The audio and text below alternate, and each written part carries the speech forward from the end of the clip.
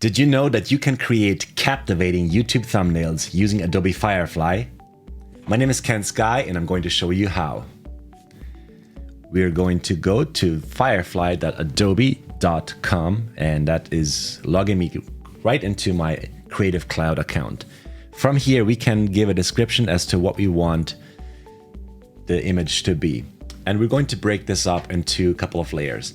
First, we're going to have just a background layer, and then we're going to add layers on top of that to keep building the thumbnail.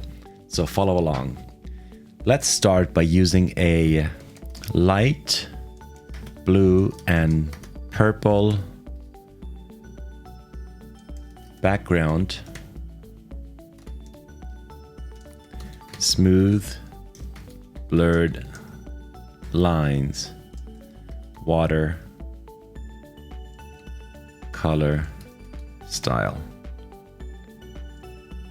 Let's just see what that gives us. So I hit enter and that will now generate our first edition. And that's not bad. I'm actually quite liking where this is going.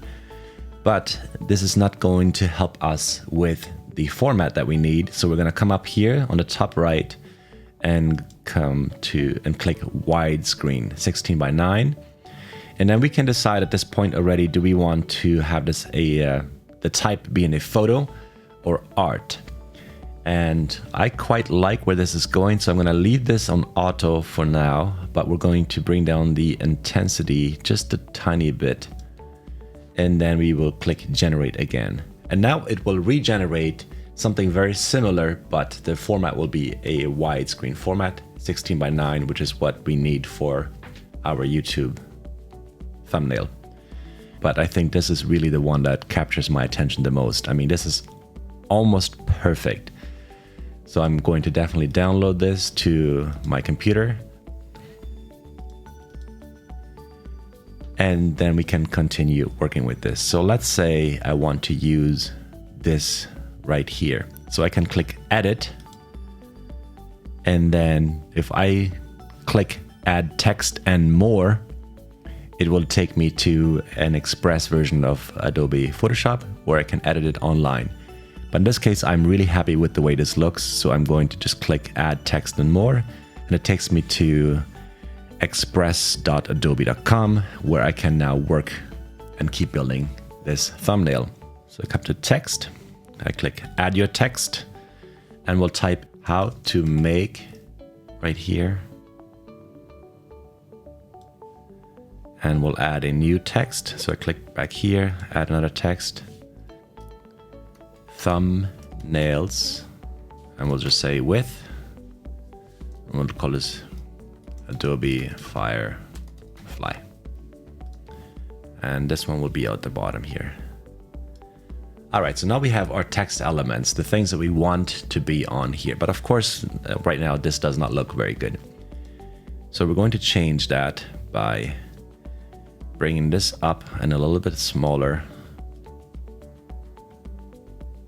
Right about somewhere there, centered.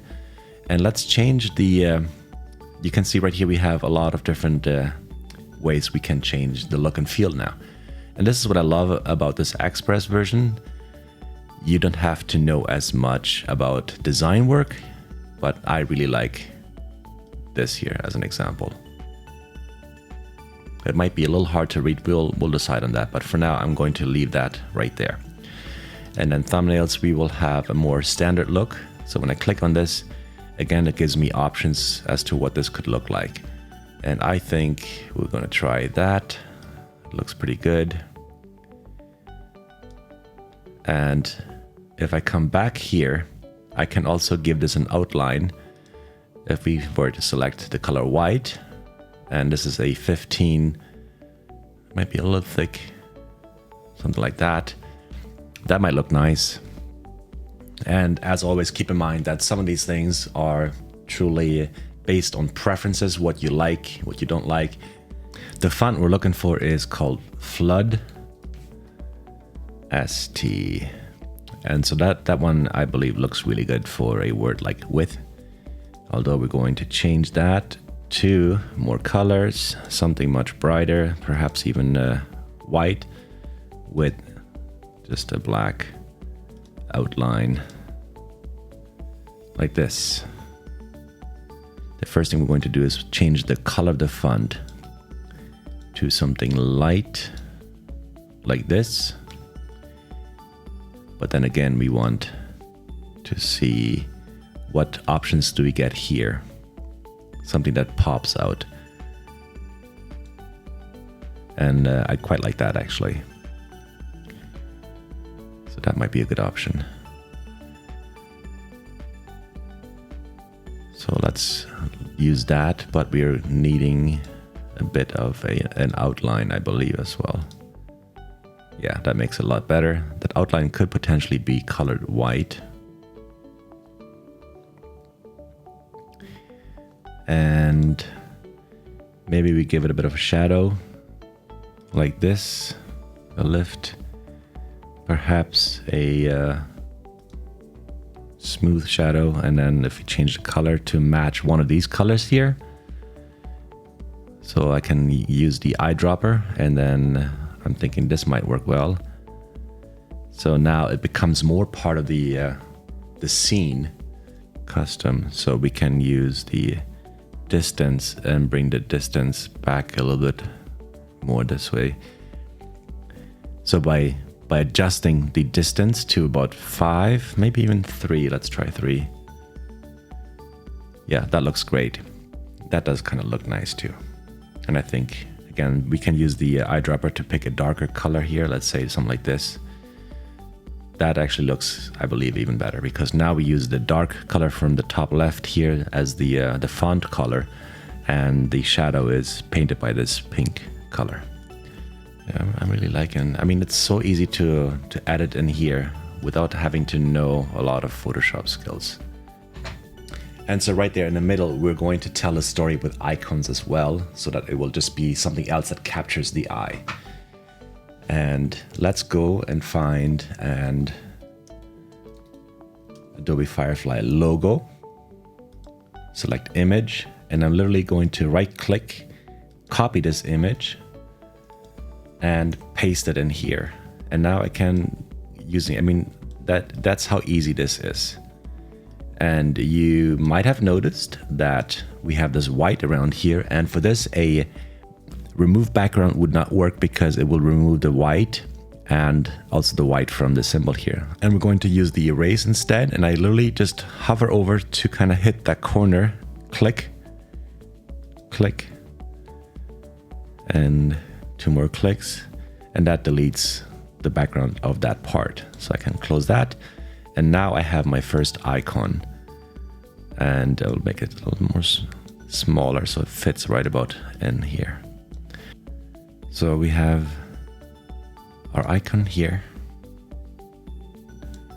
We can rotate that around a little bit like this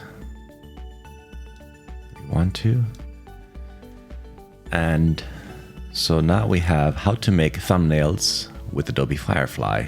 And then in the center here, we should probably have a symbol of a thumbnail. And this to me is a huge game changer too, because we used to have to go to stock media places to find an image that hopefully would work. And right now we can just create it. I mean, this looks really good right here. And so we're going to try something with this. We'll save this. I know it does not have a white background, but at least it doesn't have the other design elements there. We'll bring that into here. And then from here, we will, of course, remove the background because we don't want the background. We just want the camera. I mean, that is amazing how fast that does that. And so I'm going to try to do a little something like this. And then command left bracket will send this image backwards until we have it behind all elements except for the last one. We don't want the last one. And then let's bring the opacity down to about like way down here. And you can see how that just creates something interesting. I'm not sure I'm completely loving this particular version of this, because we're talking more about thumbnails, not about your camera gear. So I think we need something else there. So I'm going to delete that. We're going to come back here. I think this is kind of cool in the back here. And I'm not sure what that would be, but that does make me think of something. Icons of a digital workflow of how we use different elements to design this. We're not just saying, make me a thumbnail and then expect Firefly to completely spit out an image.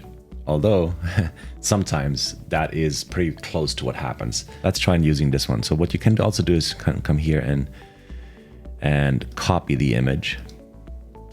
Come back here and let's paste this in.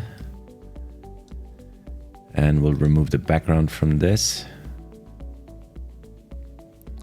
Okay, we'll make this much larger.